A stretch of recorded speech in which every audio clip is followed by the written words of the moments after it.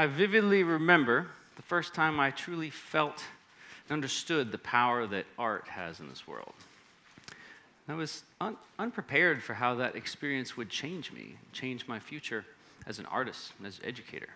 It was 2009 in Caracas, Venezuela, and the first of many trips in my work with El Sistema, the now very famous program of transformation in music that's for more than 40 years has dramatically changed the lives of hundreds of thousands of Venezuela's most at-risk children.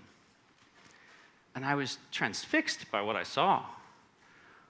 Orchestras of 6, 7, 8-year-old children performing Beethoven symphonies in an old gymnasium, one of the poorest neighborhoods in the city.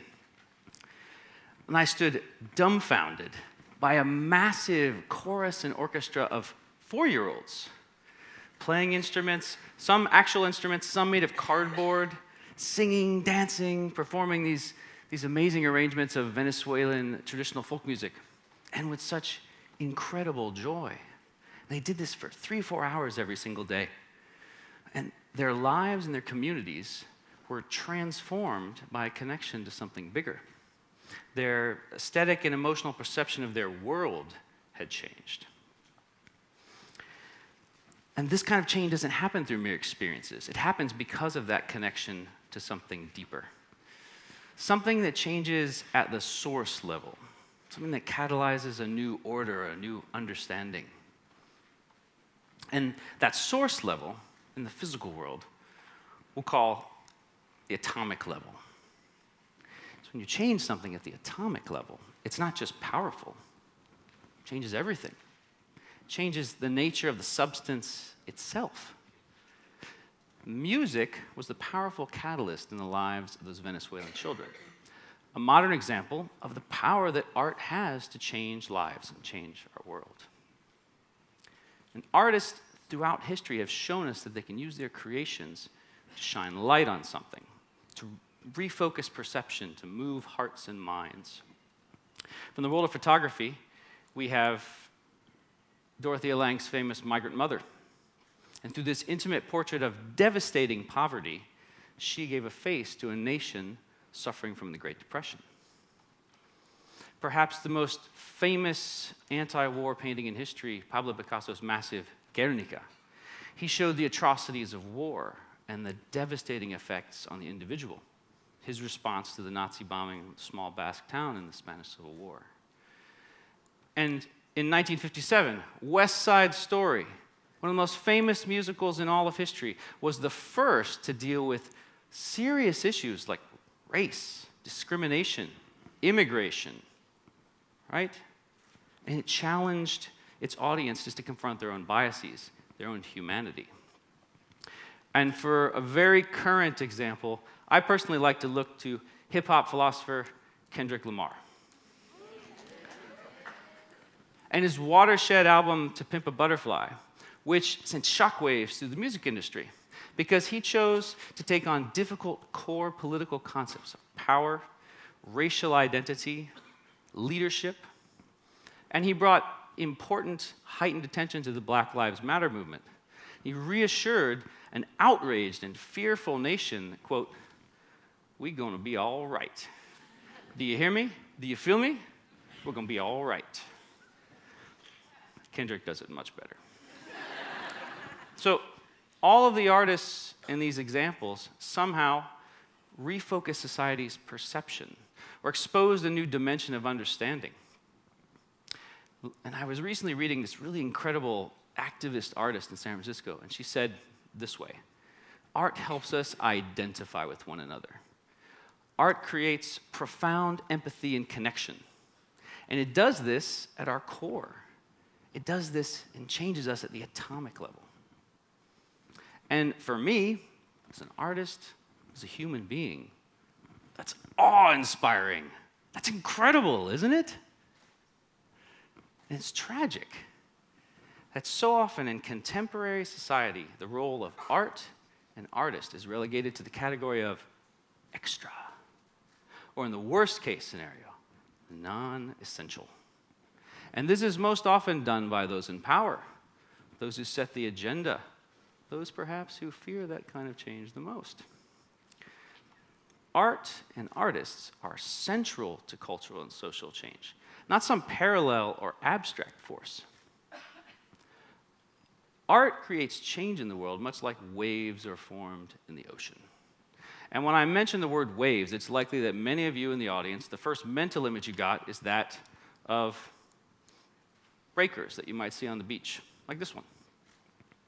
But that's just what you see from something that was created much earlier, deeper, because most waves are created deep in the ocean by small, slow-moving, deliberate changes in the current that when they rise to the surface, there's something you can see. So when you move a small amount of water at that deep level, you get breakers like this. But when you move a much larger amount of water, when you move a massive amount of water, you get something much different.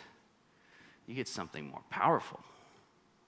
And so like waves are formed in the ocean, throughout history, artists have changed our world. And they'll continue to do so. And man, if we ever needed that kind of change, it's now. History repeats itself, for better or for worse. And the cycle of joyful and tragic things that happens to us in our world, so goes the cycle of artists responding to it with their art, as well as the cycle of society either paying more or less attention to it. Consider this. What if we always paid attention?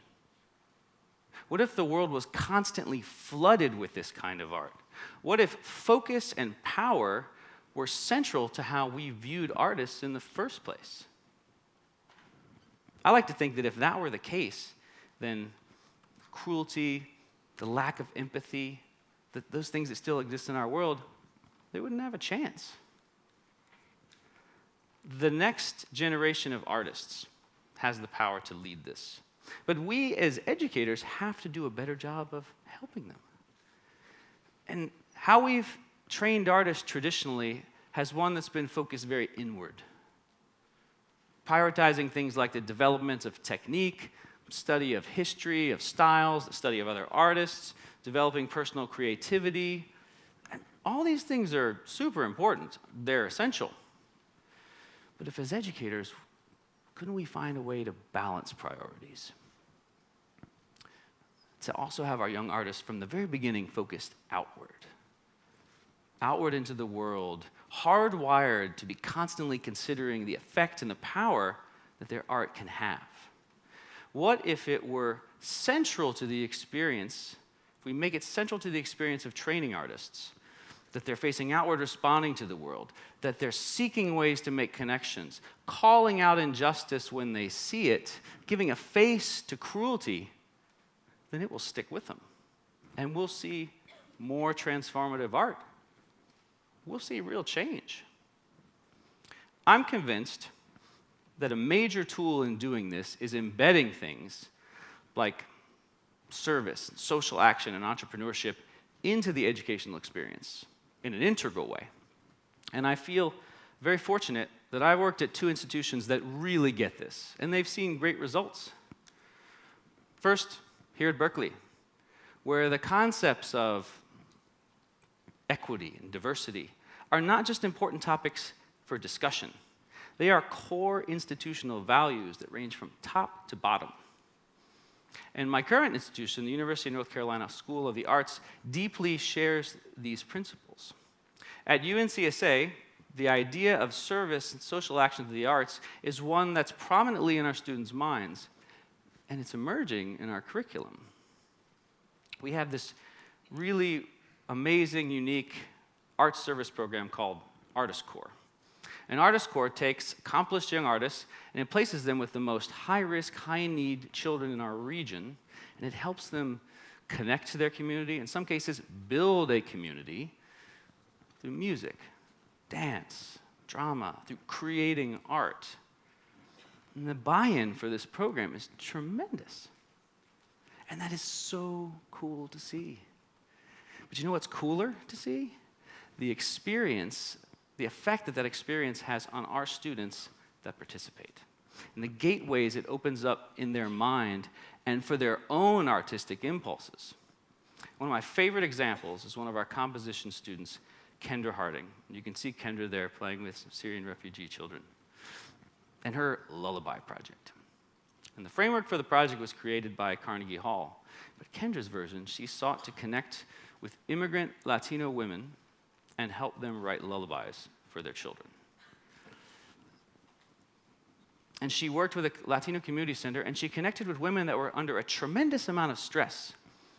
Single mothers, teenage mothers, some were homeless, some had been through prison, some had a collection of all those factors. And she partnered with them to help them use art to express themselves, to express their situation, and most importantly, to help them find a new and deeper way to connect to their children. A very simple concept, but one that has broad ramifications.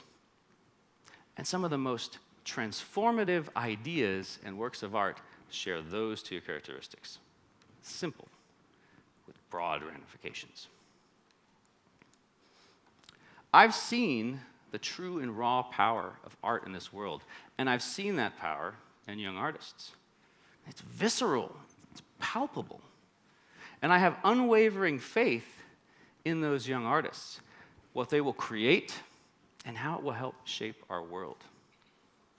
Our world, which due to gross indifference, greed, ignorance, by those who run so many of our governments, it needs those young artists more than ever.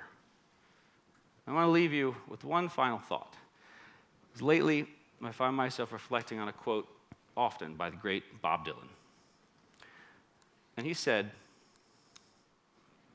"When I watch the news, I realize that those who run the world never listen to music."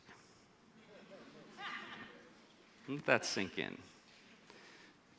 And then, let's give them something to listen to. Let's help young artists, give them something to see, something to experience, something to feel, something that will make a connection and break through to help shape all of our atoms for the better.